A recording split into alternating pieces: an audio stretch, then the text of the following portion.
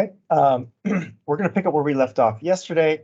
We started talking about vertical asymptotes and one-sided limits and how we're always choosing between positive or negative infinity if we know that we're reaching a vertical asymptote.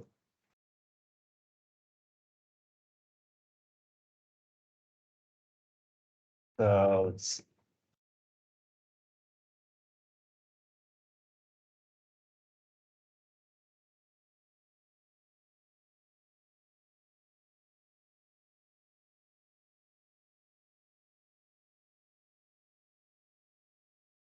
okay, so page.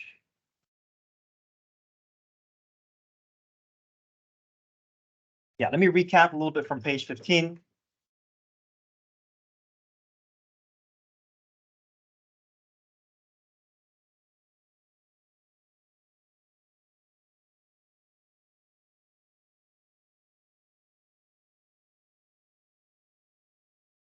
Okay, so we talked about how if we realize that there is a vertical asymptote and we know the limit doesn't exist, obviously we can just say that is our answer. But if we realize that after direct substitution and it's still a vertical asymptote and we know the limit doesn't exist, but then we realize that it's only asking for the behavior from just the left or just the right side, we have to involve decimals, right? So decimals, we insert decimals into the expression. 2.1 plus 1 divided by 2.1 minus 2, and we get a positive over a positive, which tells us positive infinity, which tells us that we know the behavior of the graph arriving from that side. Okay, and if we're approaching from the other side, we realize it's a vertical asymptote, we can also test decimals. Okay, but here's the danger that students run into, is that we only involve decimals if we realize that we're dealing with a vertical asymptote. Okay, so that's why it's so important that we always do direct substitution, because we don't want to just assume that just because we see a plus a one-sided limit, that it's automatically going to be a vertical asymptote. We don't know that, right? So we only do this particular decimal testing if we realize that we're dealing with a vertical asymptote. So if we see a hole or if we see that the limit exists, the one-side limits do not play a role. Okay. We don't do decimals at all. So I want to show you one example of this. Let's see, where can I put this?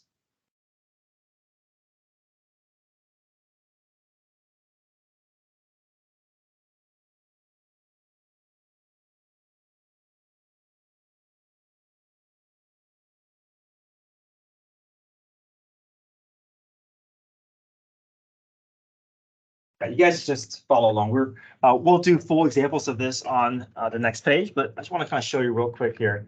Let's say I had this function here, limit, or this problem here, limit as x approaches 1 from the left side of 1, x squared plus 2x minus 3.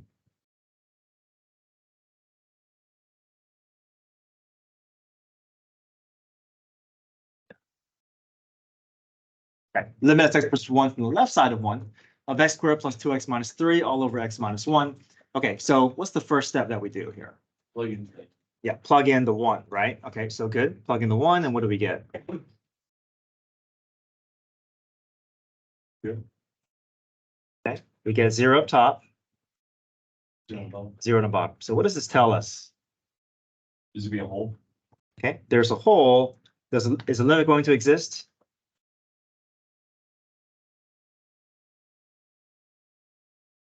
Well, Yes. right. If we get a 0 over 0, that means there's a hole, which means that the limit does exist, right? So on the last quiz that you guys took, you guys would only go to the next step if you realize it's 0 over 0, right? If it's 10 over 0 or anything else, you would stop. But if you see 0 over 0, you know there's a hole, we keep going, right? So we know there's a hole that we can remove. So limit as x approaches 1 from the left. Okay, what can we do here? Factor, right? Okay, so we know that there's something that is causing the hole that we can remove. So what's our factoring there? 1 multiplies to be -3 and adds up to be 2.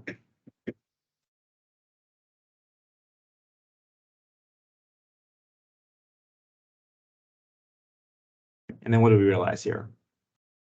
It's not no. Mhm. And what do we get? Well, you want, then you get 4. Yeah, 4, right? So the limit, the true limit is 4. Is the one side limit going to be any different from that? The same, right? Because if the limit exists, right, maybe the graph looks like this. Right? It doesn't matter if we're approaching from the left or from the right, we're going to be arriving at the same y value, right? Because if the limit exists, then we know the one side limit is going to be in agreement. So there's no need to do anything different just because there's a one side limit here, right? If the true limit exists, the one side limit must also be consistent with that limit. So to figure out if it's negative infinity or positive infinity, right? I'm sorry? So to figure out if it's like negative infinity or positive. We don't, because there's no vertical asymptote here. Oh. Right. We only do this step if we only involve decimals if we realize that there is a vertical asymptote, and we can tell it's a vertical asymptote if we get like a 3/0 or 5/0. So that's why it's so important that we don't get thrown off by that one side limit, because this is what some students do. Just like what Connor was saying, is we want to naturally think that, oh, wait, there's something I got to do special with this. So they start involving decimals and they start doing 0.9 squared plus 2 times 0.9 minus 3 over 0.9 minus 1. And they come to the conclusion that this is going to be a negative over a negative. So therefore, negative infinity. But we can see that there's no negative infinity involved, right? There's no vertical asymptote. This is not going to be a true statement here. So don't get thrown off by the one side limit, right? So the one side limit, you can just basically erase it, ignore it. It's just there to kind of distract you. So Okay. you don't do the other side limit. I'm sorry. So you don't need to limit at x to 1 plus, right? You know? Right. We only we don't do 1 plus or 1 minus because we know the true limit exists. Right. So we only do the 1 plus or 1 minus with decimals if we get this result, if we realize that there's a vertical asymptote after direct substitution. What if it's like 0 or a real number? Then it's just 0. Oh, okay. Right. And we stop, right? Because the limit exists and there's nothing more to do. Right. So hopefully this will become more clear as we look at some examples. But this is what students run into the most on the test, is they start dealing with decimals without confirming that there's no need for decimals.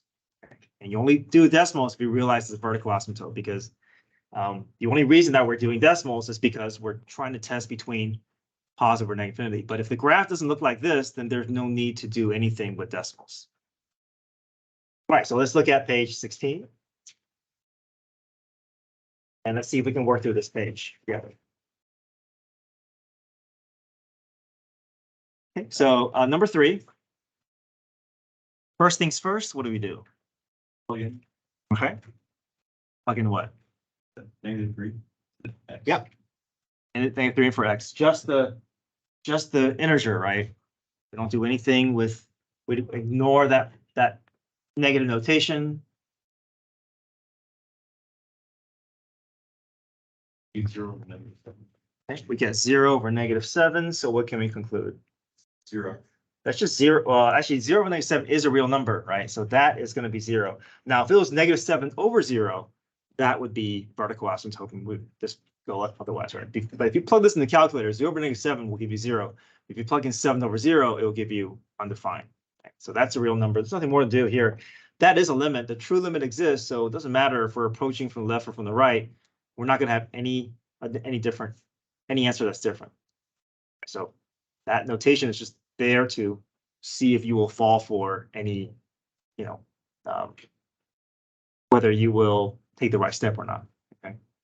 Right. Number 4, first things first.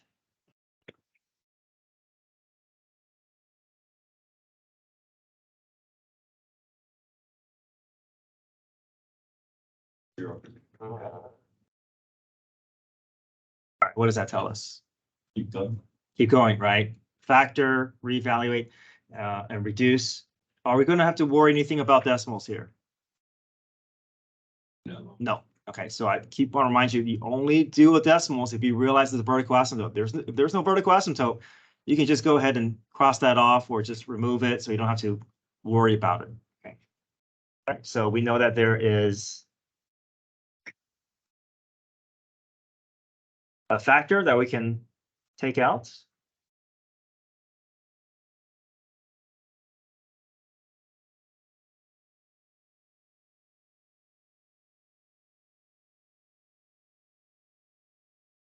Remove, reevaluate, what do we get?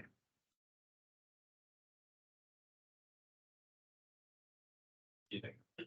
5 over -1, which is -5. Okay, we don't do anything with decimals because there's no need, right? There's no sign of vertical asymptote, so we're not having to choose between plus or minus infinity. So, and the one side limit is going to be the same as the limit, so the one side limit is going to be the same. Yes. So did you basically cross out the negative x and positive x in the thing, in the parentheses? It took 5 of I did not. I inserted 0 in for x. I always like read it. Right, so we always reevaluate after the hole goes away, right? So we don't want to do this. If we cancel the x's, then we're breaking algebraic rules, right? So you want to you want to evaluate. Yeah.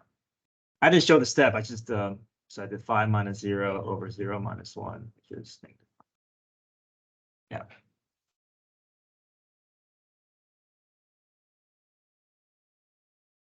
Okay, try number 5. First things first.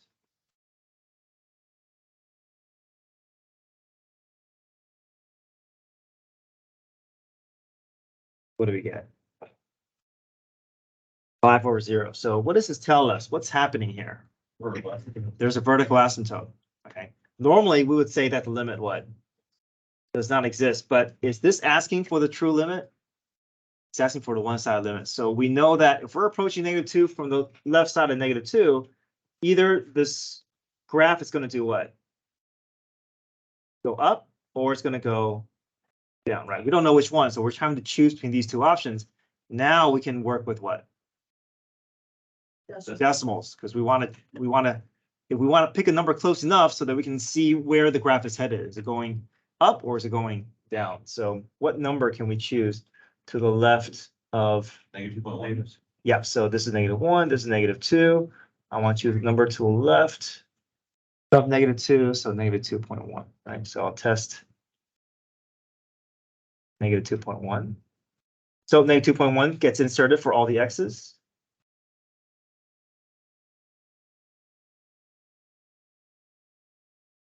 Now, don't let this feel daunting without a calculator. All you care about is positive and negatives here. So the numerator will give me what? Positive. The denominator will give me negative. So what's positive over negative? Negative. So therefore, negative infinity. The graph will look more like that. My graph is going to head down towards the infinity as it gets closer towards this vertical asymptote. Do I need to do it for the other side too? Only if it's asking for approaching -2 from the right side of -2. Also, it's going from right side, need to do both right and left side. It would be a separate problem. Oh. Right, because this is only asking for this behavior from the left side. It's not asking from the right side. If it was asking from the right side, it would be a problem that would look like this. Limit as x approaches -2 from the right side of -2 of x squared plus 1 over x plus 2. So if it was this problem, then after I realized that the vertical asymptote, then I would test -1.9, and that may give me a different answer. Because didn't yesterday like did both sides though? Oh, yeah. So imagine those are 3 completely separate problems. Yeah, so they're not connected. It's not like, oh, if I have one, then I got to do both. So imagine they're all standalone problems from yesterday.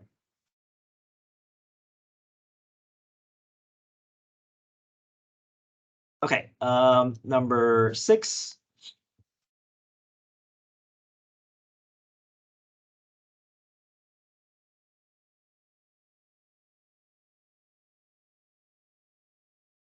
First things first.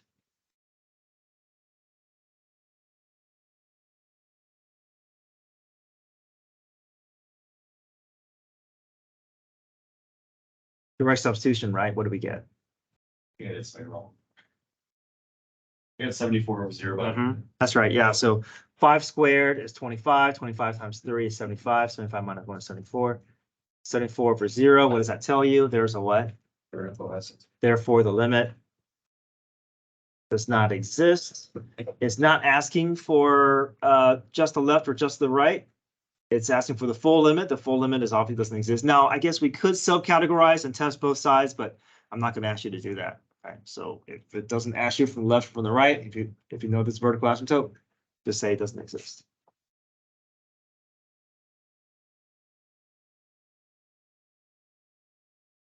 Okay, try number 7.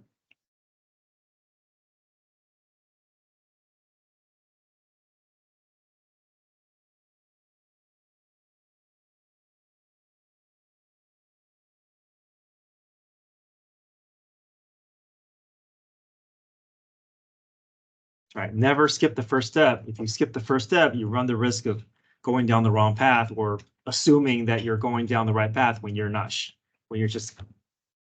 And if you don't pick the right path, if you get stuck, it's hard to backtrack and figure out what you did wrong. So always let that direct substitution be your anchor step, because it will lead you, it will help you categorize what you're dealing with. Are you dealing with a real number? Are you dealing with a 0 over 0, a whole, or are you dealing with a vertical asymptote? And every path has its own. So every result will have its own path. Okay, what do we get with -3? 0 over 0. So does the one-side limit have any impact on this problem? No, no impact. Okay, so you just pretend like this is a quiz problem and ignore that the plus is there, and you'll just go through the problem the same way that you would. Okay, so this one we can go through factoring, right? So multiply speed, -18 adds up to be 3.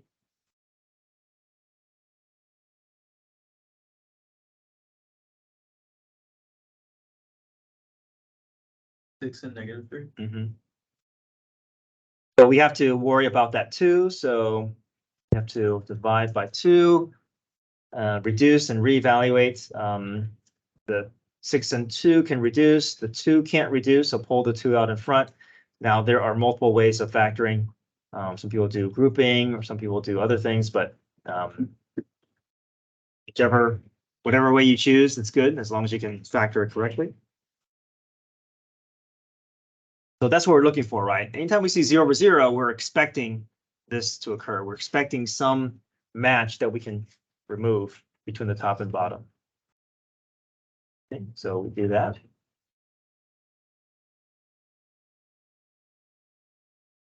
Okay, reevaluate.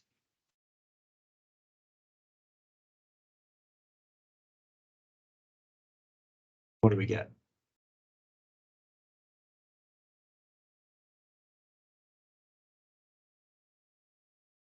-9, right? This is the true limit, and the one-side limit will be the same as the true limit, as long as the true limit exists.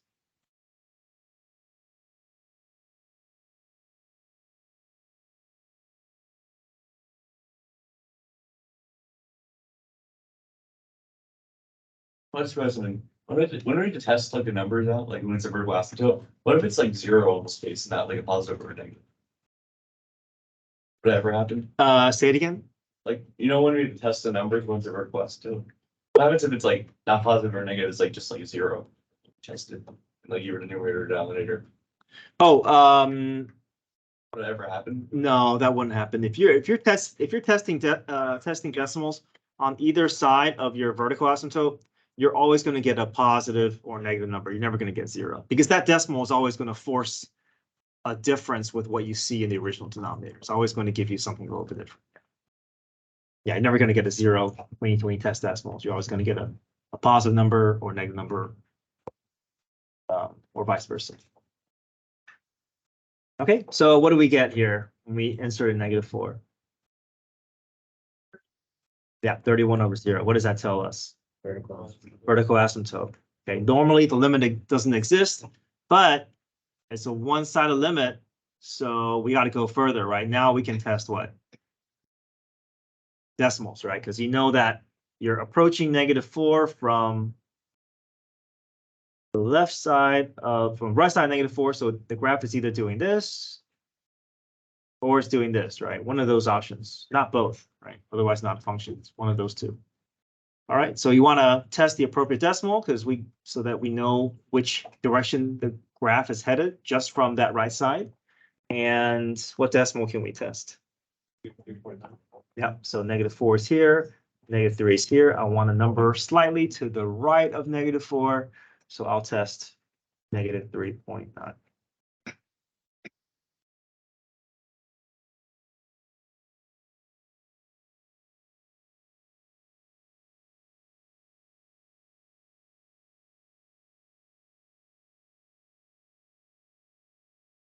Okay, numerator gives us what? Positive, okay.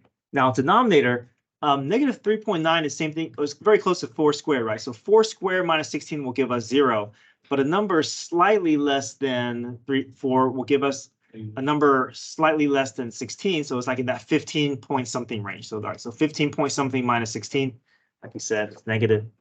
So positive over negative is negative. So the graph will look more like that. Okay, you don't have to draw it out. I just want to kind of convince you that the reason why we're testing is because we don't know which direction the graph is headed. Well, I would write it out. I just want to show you that we're choosing between these two options. Nope, you should write negative infinity like this. Yeah. Also, like, so do you ever have tests whenever like you're testing and stuff? No, you don't. I just want to show you that I'm choosing a decimal value to insert. Now, I do want to see your work. I do want to see how you arrive at your answer, but you don't have to. But okay, so I'm looking for, yeah, so I'll show you what I'm looking for. I'm looking for you to do this. I'm looking for you to do this. And then asking you to show me your work, leading me to your answer.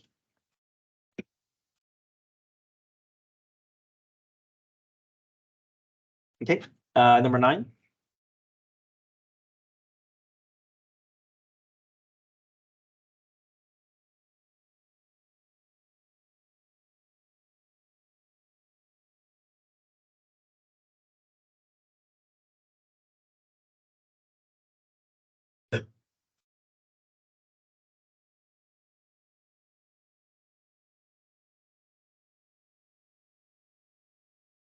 All right, direct substitution. What do we get? -1.4. Yeah. Anything else we need to do? No, we have our real number. It doesn't matter if it's a one-side limit. If a true limit exists, doesn't matter coming from the left or from the right, they will both head towards -1/4.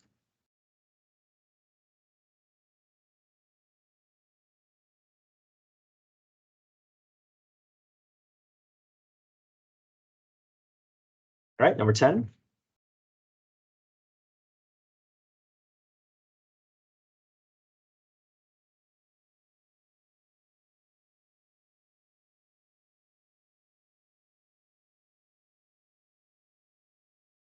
We get 0 over 0.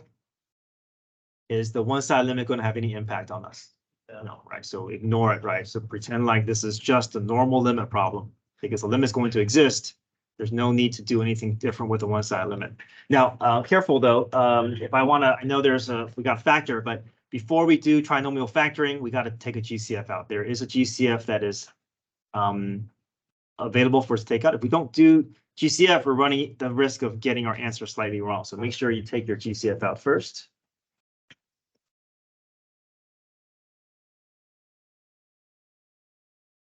Now you can go through your trinomial factoring with that 2x squared minus 7x plus 3. So multiplies to be 6, adds up to be -7. I have -6 and -1. I have to worry about that coefficient in front.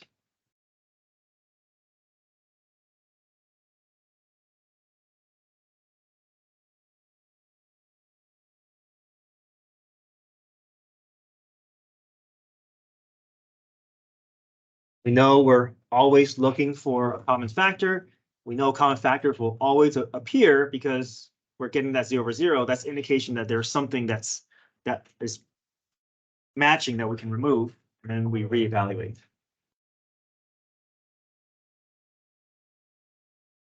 Okay, so 6 minus 1 is 5, and then 2 times 5 is 10.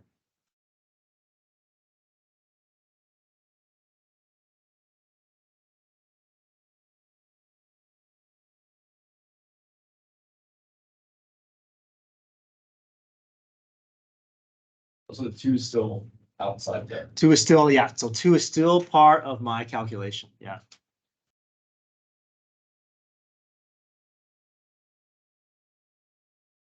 Okay, how do we feel about one-side limits?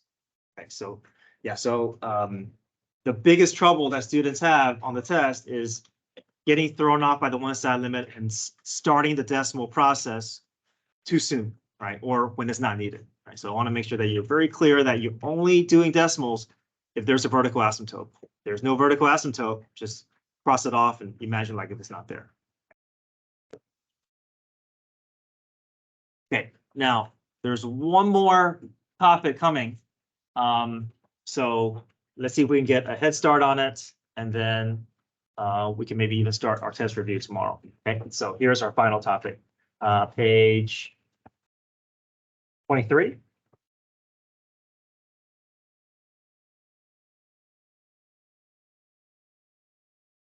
Are classic ones just for us to practice some things? Yeah, I may just if we get through all of this tomorrow, I may go back and just do some of those problems with you. So what do we always do for limit problem? If it's approaching a real number, we always did what? First step. If we do direct substitution, right? That's always the first step, right? I kept repeating that over and over again. That is true for real numbers, but if we're approaching infinity or negative infinity, we're going to switch gears here. We have a different set of steps for infinity or negative infinity. Okay, so this is going to just have to kind of switch gears a little bit. We have a completely different set of steps. Okay, now if we see approaching infinity, we're not going to plug infinity in. Okay, what we're going to do is we're going to compare degrees between numerator and denominator. This is like as if we're finding and checking for horizontal asymptote. So limit approaching infinity and limit approaching infinity is the same thing as asking, is there a horizontal asymptote as the graph exits from view? Okay. So what do we do then? We compare degrees and we check to see which one has a higher degree. Okay, so here's 3 examples I want to go through with you. If the numerator, okay, so first example 1, we're approaching infinity. Okay, so we know there's no need to plug in a real number. There's no number to plug in. If the numerator degree is less than the denominator degree, then the horizontal asymptote is always y is equal to 0. So here I'm just checking for the highest degree between the numerator and the highest degree of the denominator. Here, my denominator has a higher degree. So therefore, the limit as x approaches infinity is going to be equal to 0. And I do want you to memorize this, but maybe this can also help you reason it out as to y is equal to 0. So imagine I'm just looking at the degree. So x squared over x cubed, limit as x approaches infinity. So as these values get larger and larger, which side is growing at a faster rate? Denominator. So the denominator is growing at a faster rate. That means this fraction is getting what? Larger, smaller, and smaller, right? So it's going to eventually get so small that eventually it's going to approach 0. Okay, so that's the reasoning behind that. If my denominator is growing at a faster rate, that fraction is getting smaller and smaller and smaller. But you said eventually, I thought like it would keep getting smaller and smaller and smaller, but it would never touch 0. But it will approach 0. It will approach 0. It will get closer towards 0. And so the reasoning is that if I approach infinity, that eventually it will reach 0. But for our purposes, it's getting closer towards 0, which is enough for us to convince ourselves it is equal to 0. You want us to write that? No, I said you can go from here directly to here. Correct. Yeah.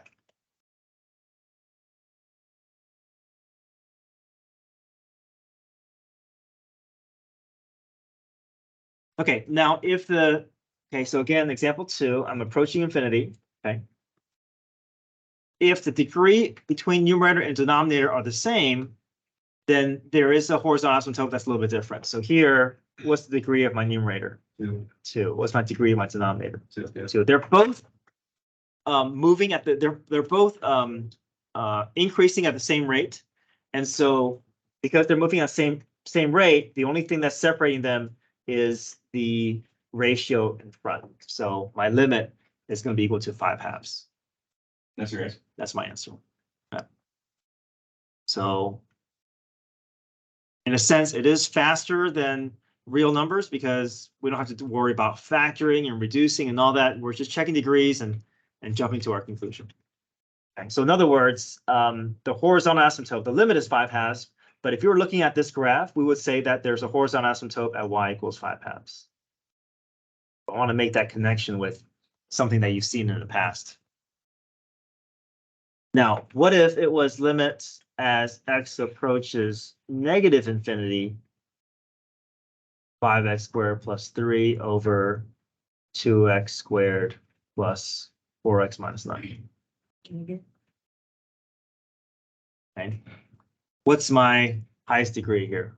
2 and 2, right? Degrees are the same. The limit is still what? 5 over 2. So this graph will look something like this, right? Maybe it doesn't matter if we're exiting from the left or from the right. It's going to be the same asymptote regardless of whether we're moving to the right or to the left. So I want to point this out because I think some students overthink it and they feel like, okay, if it's negative infinity, I got to do something different. So they want to insert a negative beyond the ratio. So don't do anything with changing the ratio. If it's infinity or negative infinity, if the degrees are the same, it's just the ratio and that's that. And that's it. Okay.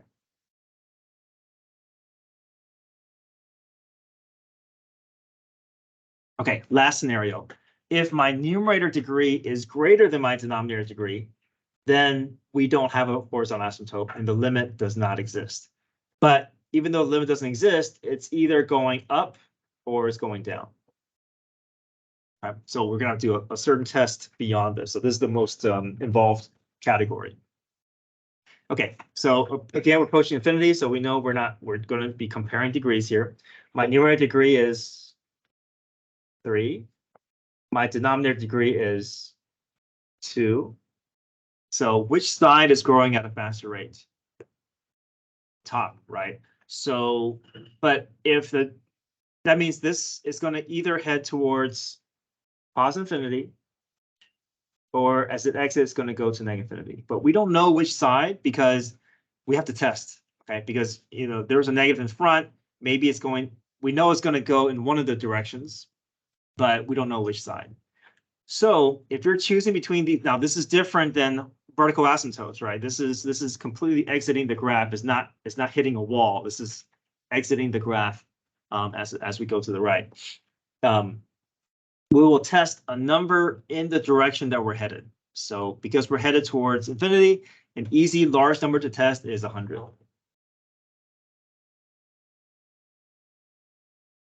So if I plug in 100 into the numerator, am I going to get a positive or negative? Positive. If I insert a 100 into the denominator, I get also positive. So positive over positive is positive infinity. So I want to make sure we understand that this positive infinity doesn't mean the same thing as the positive infinity that we did with vertical asymptotes, right? The difference is that a vertical asymptote positive infinity will look like this, right? It's hitting a wall and it's just going straight up, versus a horizontal versus a graph that's exiting the graph or exiting from view and doing this, right? That's different positive infinity. I mean, they're both headed towards positive infinity, but in different circumstances, right? This is end behavior. This is vertical asymptote. This is x approaching a vertical asymptote. This is limit as x approaches infinity when my numerator has a higher degree than my denominator.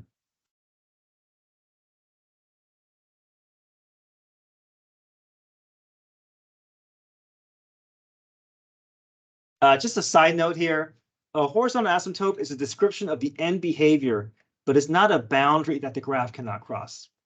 A function can never cross over a vertical asymptote, but it might cross a horizontal asymptote. So a horizontal asymptote doesn't really prevent a graph from not crossing over. It's just describing, you know, where the graph is headed as it exits the graph. So sometimes you may see a graph where it crosses the horizontal asymptote and it feels weird, but the horizontal asymptote is just telling us where the graph is going to level off as it moves off the grid. So is that how complex it's gonna get? Like, Yeah, this is the most complex it's going to get involving infinity, where we have to test a positive 100 or negative 100 and decide between our options. But we only do that if we realize that our numerator degree is greater than my denominator degree.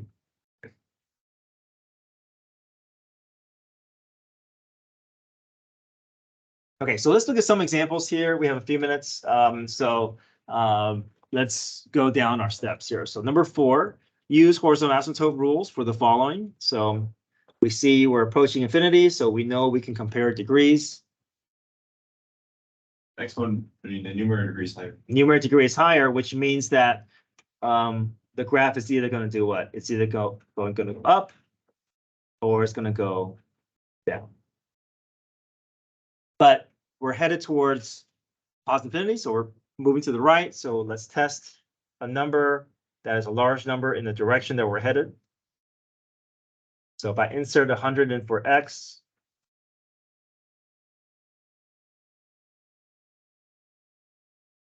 numerator I get positive, denominator I get positive. So positive over positive is positive. All right, number 5, same idea. We're approaching infinity, negative infinity here, so we got to compare degrees. Again, the numerator has a higher degree, same problem, right? But we're going in the other direction here. So because we're headed towards the infinity, we're choosing between these two options. We can test what? What's the easy number to test? Yeah, because we're headed left, right? So we're headed left. So let's test negative 100.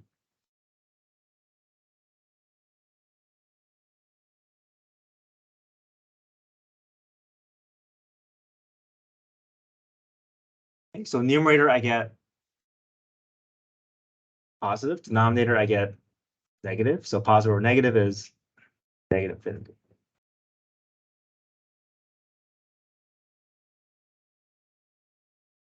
Again, approaching one of the infinities, so we know we can compare degrees. What's the degree of the top? 1. Denominator is also 1. So if the degrees match, we just take the ratio of the coefficients, right? So what's the coefficient of the numerator here? 3. What's the coefficient of the denominator? -2, right? The negative's in front of the 2, so it's -2. So we don't do anything additional because even though it's going to negative infinity, we just take the ratio and we stop. Okay? Don't do anything extra with that negative infinity. We only have to worry about the signs if the degree is higher than the numerator. If it's anything else, we just follow the rules and we stop.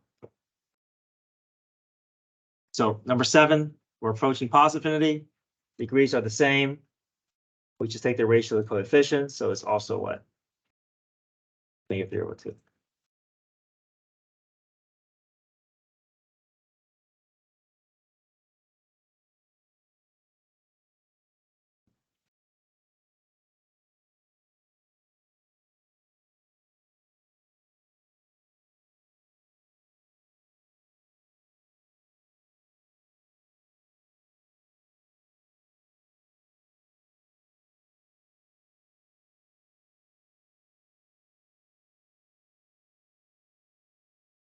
Okay.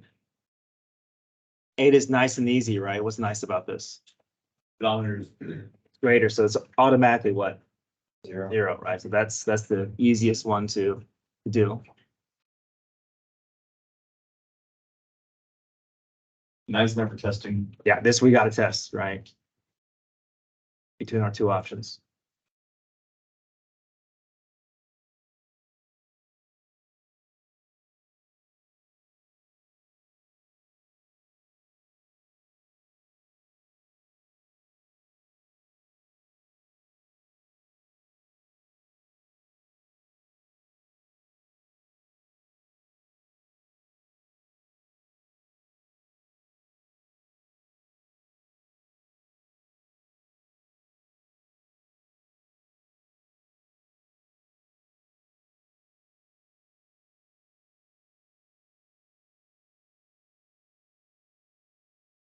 Who's the last like topic we're learning?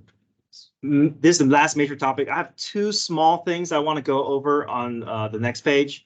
I'll do that tomorrow at the beginning of class, but I think we can also start our review tomorrow. Okay. So I will try to get you your test review tomorrow, and then we'll review Monday, we'll review Tuesday, and a little bit tomorrow as well. Okay, you guys have homework tonight, so check your calendar. Come get your phones. You always choose between 100 and negative 100. Yes, yeah, but you only do that if it's approaching infinity or infinity, and to the degree the numerator is higher. Why can't you do like 10 or negative 10? You'd be like, Sometimes 10 or negative 10 may give you a false reading because you haven't extended far enough to the right. Sometimes the graph may do something that is different than what it would do if it's extended out further. So I think it's safer if you go out further. okay.